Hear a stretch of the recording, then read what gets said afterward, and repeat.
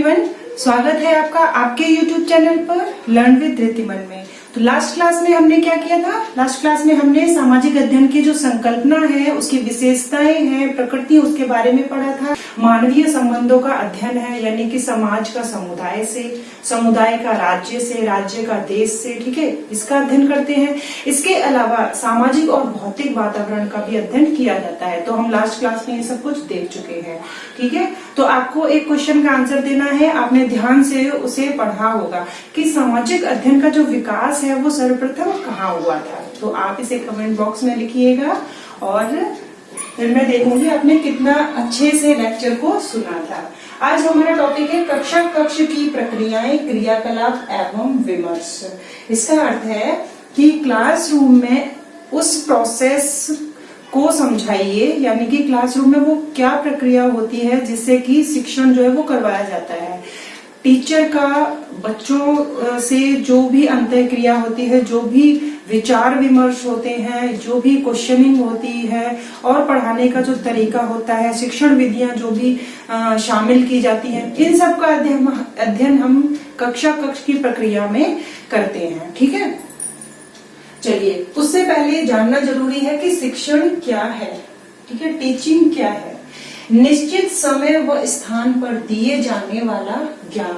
जब हम एक निश्चित समय पर, निश्चित स्थान पर ज्ञान प्रदान करते हैं और ज्ञान अर्जित बच्चों द्वारा किया जाता है, तो ये क्या है? शिक्षण है, ठीक है। तो जो यह शिक्षण है वो अनौपचारिक रूप से ना देकर औपचारिक रूप से दिया जाता है। नेक्स्ट है शिक्षण प्रक्रिया के अंग व पहलू। तो जो टीचिंग प्रोसेस है उसके कौन कौन से अंग होते हैं, कौन कौन से पहलू होते हैं। फर्स्ट है एडम स्मिथ। एडम स्मिथ का कहना है कि जो शिक्षण प्रक्रिया है वो दो पहलुओं पर आधारित है, और वो दो पहलू कौन से हैं? एक तो है टीचर यानी कि शिक्षक, और दूसरा है छात्र यानी विद्यार्थी, ठीक है। एक तो शिक्षक है, एक छात्र है, तो इससे ही जो टीचिंग प्रोसेस है वो कंप्लीट हो जाता है। इन दोनों का होना बहुत जरूरी है इसमें। तो ये अंग है शिक्षण प्रक्रिया के। Next John dewy. John dewy कहते हैं कि नहीं, द्विध्रुवीय नहीं है, यह तो त्रिध्रुवीय प्रक्रिया है। जॉन ड्यूवी क्या कहते हैं कि यह द्विध्रुवीय नहीं, त्रिध्रुवीय प्रक्रिया है, यानी कि इसके 3 ध्रुव हैं, यानी इसके 3 पहलू हैं। और वो कौन कौन से हैं? एक तो है शिक्षक, दूसरा है पाठ्यक्रम, और तीसरा है छात्र, ठीक है। कौन कौन से हैं? एक तो शिक्षक है, दूसरा पाठ्यक्रम है और तीसरा छात्र है। तो जो छात्र है, सबसे जो मेन पॉइंट है, जो केंद्र बिंदु है, वो कौन है? छात्र। अगर छात्र ही नहीं होगा तो पाठ्यक्रम जो है वो निर्धारित किसके बेस पर किया जाएगा? क्योंकि एनसीएफ जो है वो भी हमारा यही बोलता है कि पाठ्यक्रम जो है वो छात्र के अनुरूप ही निर्धारित होना चाहिए, और जब छात्र ही नहीं होगा तो शिक्षक जो है वो पढ़ाएगा किसको? इसलिए मेन जो है केंद्र बिंदु है, जो केंद्र में है, तो वो कौन है? छात्र। एडम से आप याद करेंगे, याद करने के लिए मैं आपको बता रही हूँ, एडम यानी कि ऐड यानी कि दो चीजों को ऐड कर देना। 2 चीजों को ऐड कर रहे हैं यानी कि द्वे, याद हो जाएगा इससे। जॉन ड्यूवी यानी कि यहाँ देखिए इसमें 3 वर्ण जो है वो मिलाकर बना हुआ है, ठीक है। जब आप नहीं तो आप अगर एक आपको याद रह जाएगा तो दूसरा तो अपने आप ही हो जाएगा। तो वैसे इसमें 3 जो है वो आपके दिए गए हैं वर्ण, तो यानी कि त्रिध्रुवीय, ठीक है।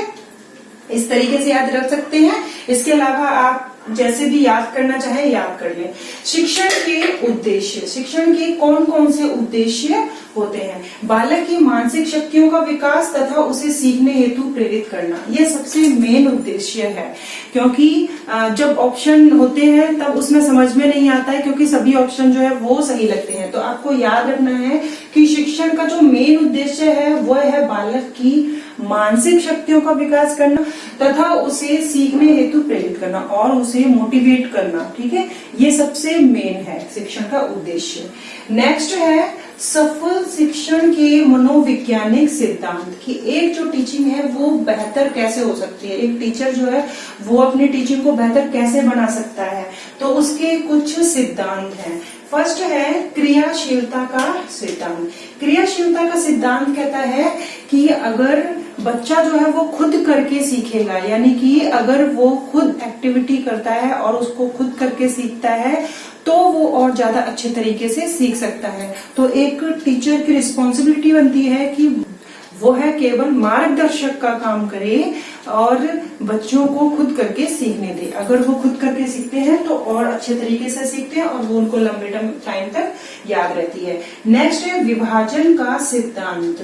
तो अच्छे शिक्षण का ये सिद्धांत होता है कि किसी भी चीज को इकट्ठा ना पढ़ाया जाए, बिल्कुल नहीं पढ़ाया जाए। जैसे कि मान लीजिए कि मैं अगर आपको जो आपके टीचिंग मेथड है, जो भी आपकी 11th और 12th यूनिट है, इसको मैं एक ही दिन में कवर करवा सकती हूँ। ठीक है, लेकिन अगर मैं आपको इकट्ठा करवा दूंगी तो वो आपको अच्छे से समझ में भी नहीं आएगी, आपके ऊपर से निकल जाएगी।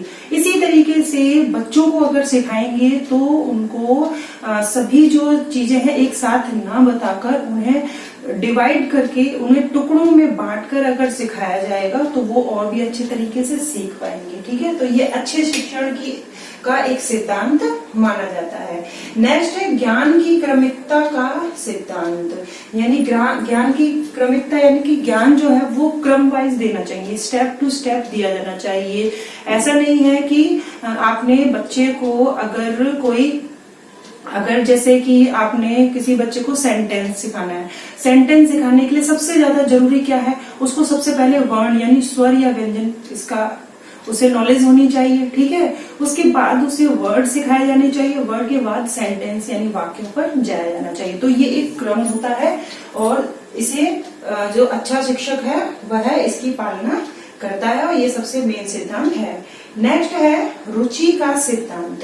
टीचिंग ऐसी होनी चाहिए कि जिससे बच्चों को रुचि का अनुभव हो, यानी कि अगर टीचिंग बहुत इंटरेस्टिंग होगी तो बच्चों को यही नहीं लगेगा कि उनके ऊपर कुछ बर्डन है, उन्हें कुछ लर्न करना है, उन्हें कुछ कल की क्लास के लिए इतना बोझ है कि हमें समझ में नहीं आया, कल हम क्या करेंगे। क्योंकि मोस्टली बच्चों के ये होता है कि टीचर ने करवा दिया और बोला उनसे कि नेक्स्ट डे जो है वो मैं ये लर्न करके आना, हम आपसे ये सब सुनेंगे।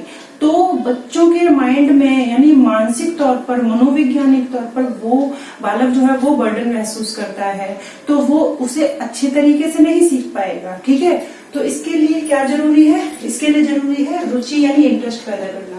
जितने इंटरेस्ट के साथ आप टीचिंग कराएंगे, जितने अच्छे रुचि के साथ आप टीचिंग कराएंगे तो वो और ज्यादा अच्छे तरीके से वो सीख पाएगा। आप एग्जाम्पल जो है वो मूवीज से ले लीजिए। ठीक है, मूवीज जो है वो उसमें बच्चों का इंटरेस्ट होता है, आपका भी इंटरेस्ट होगा। क्या आपको मूवीज जो है वो रटाई जाती है? बिल्कुल नहीं। क्या आपको वो कहा जाता है दोबारा देखिए जब आप उसको समझ पाएंगे? नहीं, एक बार देख लेते हैं तो वो आपके जो माइंड में छप जाती है। वो ऐसा क्यों होता है? वो इसलिए होता है क्योंकि आपका इंटरेस्ट है। अगर हम बालक के अंदर रुचि पैदा कर देंगे पढ़ाई से रिलेटेड तो वो उस चीज को और अच्छे तरीके से सीख पाएगा। नेक्स्ट है पुनरावृत्ति का सिद्धांत। अब आपने टीचिंग कराई तो इसका मतलब ये नहीं है कि आप स्टार्टिंग से एंड तक पढ़ाते जा रहे हैं।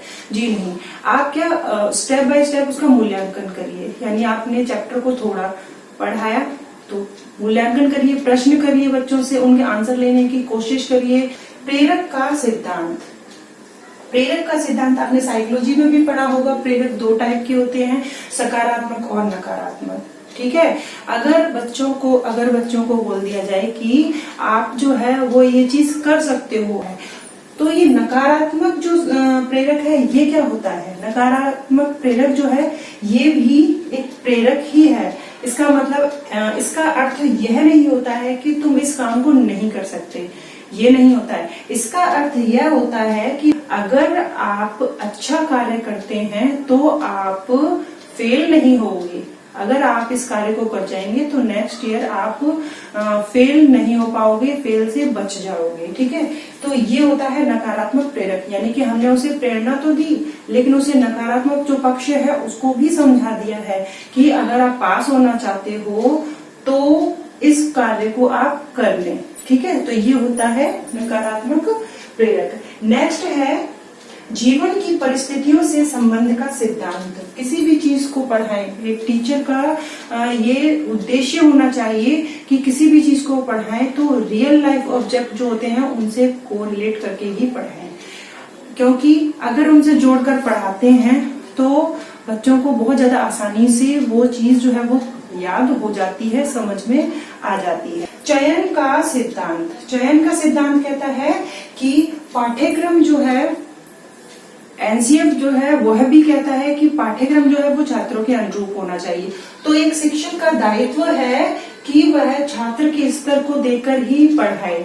अगर प्राथमिक स्तर का जो बालक है उसे आप मुगल काल के बारे में पढ़ाने बैठा देंगे तो उसे कुछ भी समझ में नहीं आने वाला। चलिए अब स्टार्ट करते हैं। नेक्स्ट पॉइंट है आपका कक्षा कक्ष की प्रक्रियाएं। सबसे फर्स्ट है मन है स्थिति निर्माण। मन है स्थिति निर्माण क्या होता है कि टीचर जो है वो सबसे पहले ये चीज जो है उसके माइंड में रहनी चाहिए कि जैसे ही वो क्लास में एंट्री करता है तो सबसे पहले उसको चैप्टर जो है वो बिल्कुल पढ़ाना स्टार्ट नहीं करना चाहिए। उसको जो मुख्य बिंदु होते हैं उसके बारे में बताना चाहिए। जैसे कि अगर कोई भी चैप्टर पढ़ाना है तो सबसे पहले जो उसके मुख्य बिंदु हैं उनके बारे में डिस्कस करना चाहिए, डिटेल में नहीं जाना चाहिए। उसके बाद ये तो है अनुदेशन पूर्व, यानी कि अनुदेशन पूर्व क्या करना है कि मुख्य बिंदुओं को ही टारगेट बनाना है कि हाँ हम ये पढ़ेंगे, आज हमें इसका अध्ययन करना है, हमें आज इसका अध्ययन करना है। नेक्स्ट है अनुदेश अंतर्गत। इसके अंदर जो बच्चों की जो प्रीवियस नॉलेज है वो निकलवानी है कि बच्चों को इसके बारे में कितना ज्ञान है, कितना जानते हैं वो इस बारे में, तो इसके अंदर ये आएगा।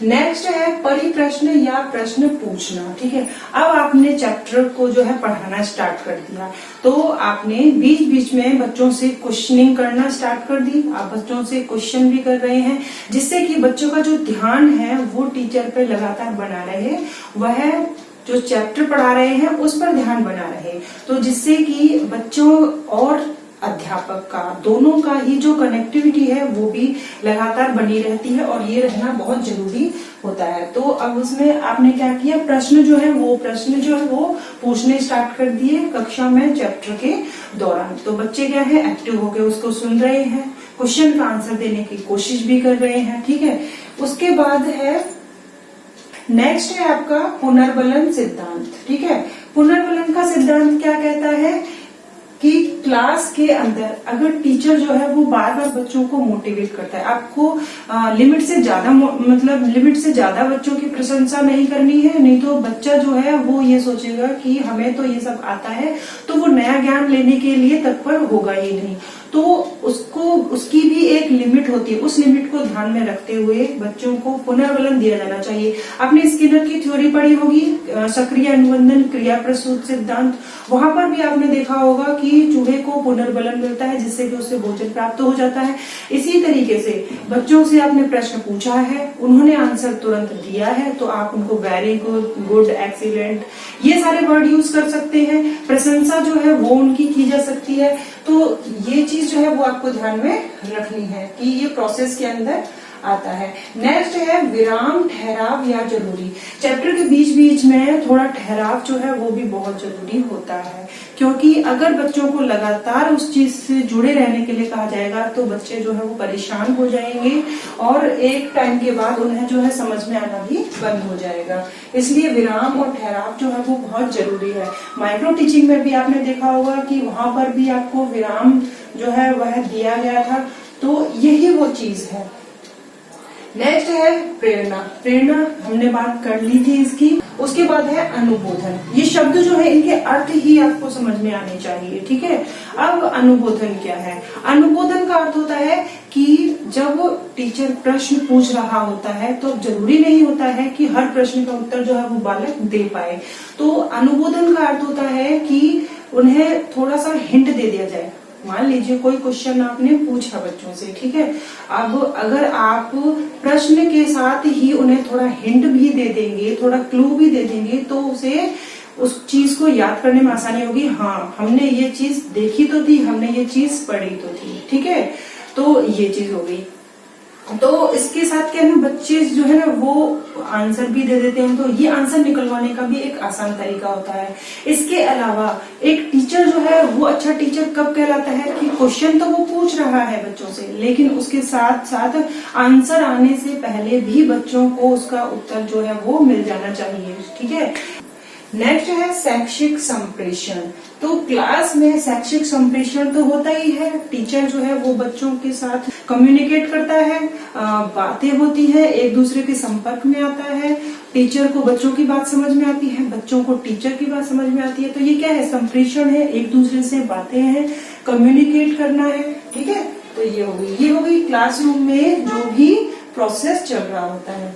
नेक्स्ट है मनोवैज्ञानिक शिक्षण सूत्र, यानी कि टीचिंग में कौन से शिक्षण सूत्र जो है वो यूज होते हैं। फर्स्ट है ज्ञात से अज्ञात की ओर।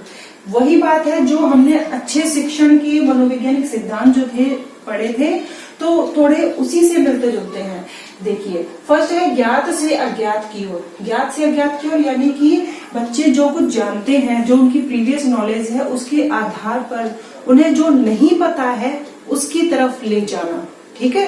सबसे पहले तो कोई भी चीज को आपने पढ़ाया तो आपको सबसे पहले यह पता होना चाहिए कि बालक जो है उसके बारे में कहाँ तक जानता है, ठीक है।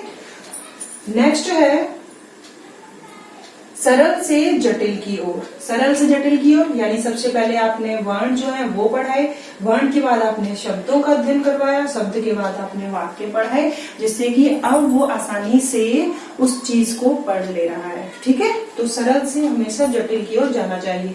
नेक्स्ट है प्रत्यक्ष से अनुमान की ओर।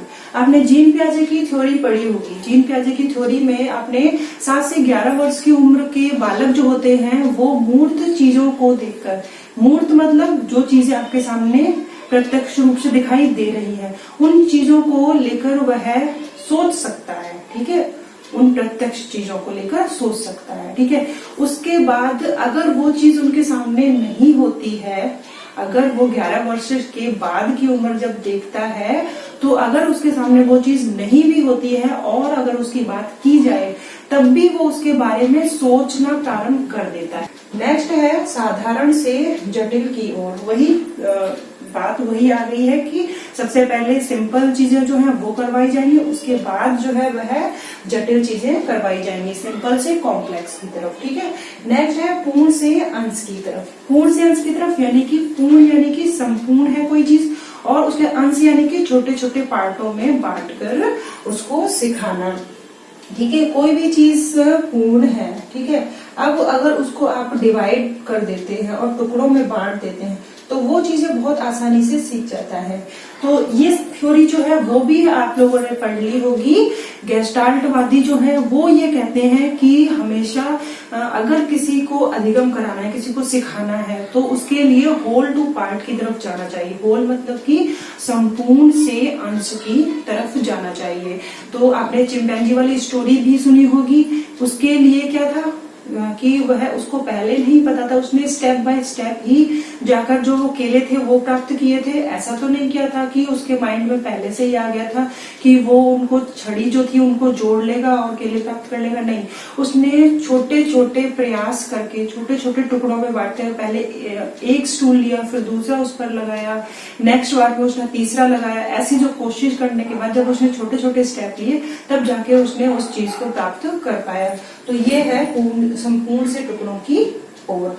अब ये जो आपके जो ये 4 शिक्षण सूत्र ये किसने दिए थे? हर्बर्ट स्पेंसर ने। ये चीज आपको याद रखनी है कि हर्बर्ट स्पेंसर ने 4 शिक्षण सूत्र दिए थे। ज्ञात से अज्ञात की ओर, सरल से जटिल की ओर, प्रत्यक्ष से अनुमान की ओर, साधारण से जटिल की ओर। लेकिन आपका जो ये पूर्ण से अंश की ओर है ये देने वाले थे गेस्टाल्टवादी। गेस्टाल्टवादी, ठीक है। तो अब आपको ये चीज समझ में आई होगी। अब हम करते हैं इससे रिलेटेड कुछ क्वेश्चन जिससे कि और भी डाउट क्लियर हो जाए। देखिए, कक्ष में शिक्षक द्वारा शिक्षार्थियों की मन स्थिति का निर्माण कब किया जाना लाभदायक है? तो बताइए इसका आंसर क्या हो सकता है। ऑप्शन आपका है अध्यापन प्रारंभ करने से पूर्व, अध्यापन समाप्ति पर, या मूल्यांकन के समय। तो हमने इसका अर्थ पढ़ा था कि मन स्थिति क्या होता है। मन स्थिति यानी कि टीचर जब क्लास में जाता है तो डायरेक्ट नहीं पढ़ाता है, बल्कि वह कुछ बिंदुओं पर चर्चा करता है कि हाँ हम इन स्टेप्स को जो है वो फॉलो करेंगे और इसके बाद हम पढ़ेंगे। और दूसरा वो ये जानने की कोशिश करता है कि बच्चों को कितना प्रीवियस जो नॉलेज है उनकी कितनी है इस टॉपिक के बारे में। ठीक है, तो अब आप इस ऑप्शन में से देख के बहुत आसानी से बता पाएंगे कि जो मन स्थिति का निर्माण कब किया जाना लाभदायक है। क्या अध्यापन प्रारंभ करने से पूर्व, अध्यापन समाप्ति पर, या मूल्यांकन के समय। तो इसका राइट आंसर क्या होगा, अध्यापन प्रारंभ करने से पूर्व। नेक्स्ट है सफल शिक्षण का मनोवैज्ञानिक सिद्धांत नहीं है। तो हमने बहुत सारे शिक्षण के जो मनोवैज्ञानिक सिद्धांत थे वो हमने पढ़े थे। फर्स्ट है क्रियाशीलता का सिद्धांत, सेकंड है विभाजन का सिद्धांत, थर्ड है अरुचि का सिद्धांत, फोर्थ है ज्ञान की क्रमिकता का सिद्धांत। तो हम जानते हैं कि क्रियाशीलता का सिद्धांत जो है वो मनोवैज्ञानिक सिद्धांत है। विभाजन का सिद्धांत यानी कि किसी भी पार्ट को पढ़ाने से पहले हम उसके जो छोटे छोटे पार्ट करके और फिर हम उससे पढ़ाएं तो बच्चे अच्छे से उसको समझ पाएंगे। ज्ञान की क्रमिकता का सिद्धांत, ज्ञान जो है वो क्रम वाइज दिया जाना चाहिए, इसका अर्थ ये है। तो ये भी सही है। तो लास्ट आपका क्या बच रहा है, अरुचि का सिद्धांत, क्योंकि यहाँ पर क्या आना चाहिए था, रुचि का सिद्धांत। तो ये आपका क्या होगा आंसर। नेक्स्ट है यदि कोई छात्र कक्षा में शिक्षक के प्रश्नों का उत्तर नहीं देता है तो, ठीक है, ये अप्लाइड क्वेश्चन है। अब आपने इतनी सारी जो थ्योरी है उसको समझा तो अब आपको समझ में आया होगा कि यदि कोई छात्र कक्षा में शिक्षक के प्रश्न का आंसर नहीं दे रहा है तो क्या करना चाहिए, छात्र को कक्षा से बाहर निकाल देना चाहिए कि नहीं तुम्हें तो नहीं आता है, तुम तो बाहर निकलो। नेक्स्ट है दंड देना चाहिए कि वही पनिशमेंट दे दो और काम खत्म टीचर का। थर्ड है फिर कोशिश करें जैसे शब्दों का यूज करना चाहिए, यानी कि उसे मोटिवेट करना चाहिए कि हाँ तुम कर सकते हो या तुम्हें फिर कोशिश करनी चाहिए। फोर्थ है सहपाठी से पूछकर बताएं कहना चाहिए कि वही अपने साथ के जो आपका जो क्लासमेट है उससे पूछ लो और फिर बताइए। तो बताइए इसका क्या आंसर होना चाहिए। तो देखिए आप टीचर बनेंगे तो आप क्या करेंगे, छात्र को कक्षा से बाहर निकाल देंगे अगर आपके वो क्वेश्चन का आंसर नहीं देगा, नहीं ऐसा तो नहीं करेंगे। दंड देंगे, नहीं दंड भी नहीं देंगे। फिर कोशिश करो जैसे शब्दों का यूज करेंगे, बिल्कुल करेंगे। सहपाठी से पूछकर बताएं, नहीं। इसका आंसर क्या होगा कि फिर कोशिश करें जैसे शब्दों का प्रयोग किया जाएगा। सामाजिक अध्ययन के अध्यापक को विषय वस्तु का ज्ञान होना चाहिए। किन किन चीजों का ज्ञान होना चाहिए, चलिए देखते हैं। क्या उसे जो शिक्षण विधियां हैं, टीचिंग मेथड जो है उनकी नॉलेज होनी चाहिए, बिल्कुल होनी चाहिए। शिक्षा के उद्देश्यों का, कि शिक्षा के क्या उद्देश्य हैं, इनकी नॉलेज होनी चाहिए, बिल्कुल होनी चाहिए। शिक्षण तकनीकी का होना चाहिए, जो टीचिंग में कौन कौन सी टेक्निक जो है वो यूज हो सकती है, इन चीज की नॉलेज होनी चाहिए, बिल्कुल नॉलेज होनी चाहिए इन चीज की। इसका मतलब इसका आंसर क्या है, उपरोक्त सभी। ठीक है। नेक्स्ट है अनुमोदन का लाभ नहीं है। अब अनुमोदन का लाभ नहीं है, इससे पहले आपको अनुमोदन का जो अर्थ है वो पता होना चाहिए। ठीक है। फर्स्ट है यह शिक्षण अधिगम प्रक्रिया में शिक्षार्थियों को सहयोगी बनाता है। शिक्षण के दौरान शिक्षक के कार्य को बढ़ावा देता है, हाँ, क्योंकि वो जो पार्ट है वो जो पढ़ाया टीचर ने वो चीज खत्म हो जाती है तो नेक्स्ट जो है उस स्टेप पर वो जा सकता है। यह विद्यार्थियों को आत्मसम्मान को बढ़ावा देता है। जी, बच्चे आंसर देते हैं, अगर उनको थोड़ा भी हिंट दे दिया जाता है तो बच्चे जो है उनको फुल कॉन्फिडेंस हो जाता है और वो कहते हैं हाँ अब हमें आगे हम नेक्स्ट चीज जो है वो सीख सकते हैं। नेक्स्ट है इनमें से कोई नहीं, तो ये गलत, क्योंकि ये तीनों तो हैं। ठीक है। अब अनुमोदन का लाभ नहीं है, तो भाई तीनों है, तो जो लास्ट है इनमें से कोई नहीं है, ये तो इसके लिए सही नहीं बैठ रहा है, तो आंसर क्या होगा, फोर्थ। ठीक है। नेक्स्ट देखिए, शिक्षण प्रक्रिया का अंग है। हमने जॉन ड्यूवी और एडम स्मिथ इन दोनों के बारे में देखा था कि इन्होंने शिक्षण प्रक्रिया के जो अंग हैं, कितने पहलू हैं, ये बताए थे। तो देखिए, शिक्षण प्रक्रिया का अंग है, क्या शिक्षक है, विद्यार्थी है, पाठ्यक्रम है या उपरोक्त सभी है? तो सोचिए इसका आंसर क्या होगा। बहुत इजी है। तो यहाँ पर क्या जॉन डेवी के बारे में लिखा है कि जॉन डेवी ने क्या बताया है शिक्षण प्रक्रिया के अंग को? बिल्कुल नहीं। क्या यहाँ पर एडम स्मिथ के बारे में बोला है? बिल्कुल नहीं। बिल्कुल डायरेक्ट पूछ लिया है कि शिक्षण प्रक्रिया का अंग है। तो शिक्षक भी है, विद्यार्थी भी है, पाठ्यक्रम भी है, ठीक है, यानी कि उपरोक्त सभी। तो इसका आंसर क्या होगा? उपरोक्त सभी। ठीक है, इसके बारे में आपको अच्छे से समझ में आई।